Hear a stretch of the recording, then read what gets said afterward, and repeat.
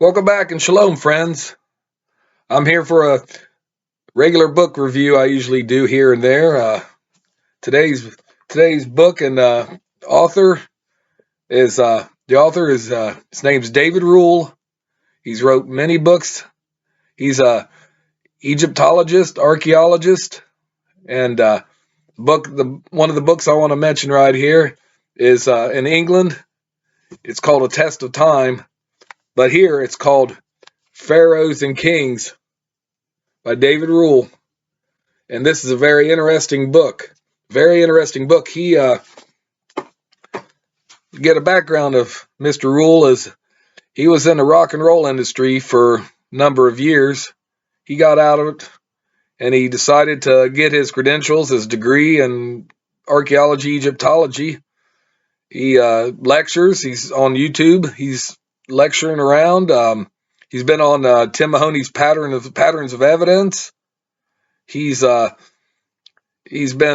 wrote, like I said, several books, and that's one of them. And his other background is he's not a Christian. He's agnostic. He's agnostic, but he takes the Bible as a historical document.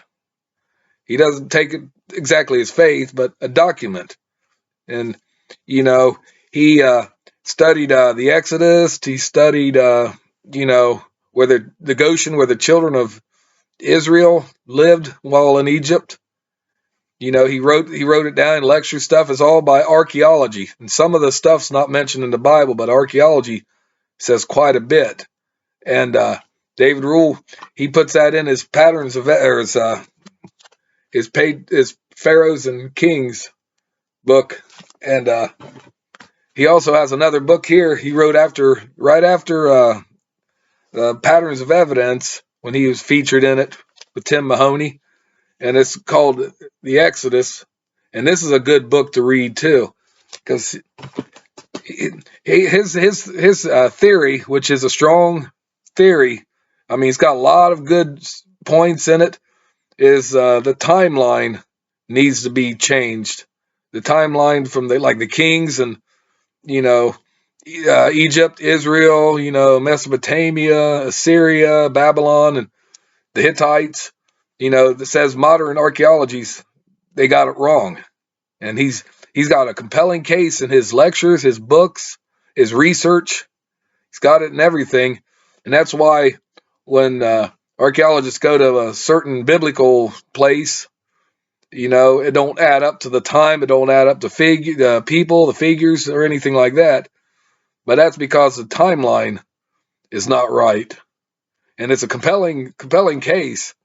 The archaeologists today, a lot of them are secular archaeologists, even the biblical field, and they don't, and it's like they just want to dismiss everything and say, oh, that ain't this, or King David didn't exist, or Tel Dan, the town of Tel Dan, it couldn't have happened at this juncture in the history, But Mr. Rohl, he has it down in his books, and he's got several books, and I urge you to read these books. Keep an open mind. You're the judge. Keep an open mind. For everybody who loves archaeology, Egyptology, because Egyptology is tied into the biblical storyline. And just take a look at his research, and you be the judge of it. But it's compelling. It really is. David Rohl, he's a man to be taken seriously, and not just dismissed as a wacko or anything. Because he knows his stuff, and a lot of good points in there. And I just urge you to, at least watch him on his lectures on YouTube or other videos. Buy his books. You get some used books, like on Amazon or other bookstores. You get them on there, and just look them up, study them and everything. I mean, you'd be amazed, some things the Bible don't say that happen, certain things, like in the town of Goshen, what archaeologists found in that little Goshen in the Delta, in Egypt, the children of Israel's there, and what happened when they left, the archaeology, it's in the United States, they don't want to talk about biblical archaeology, the atheist, secular academia don't want you to know about it. They suppress truth.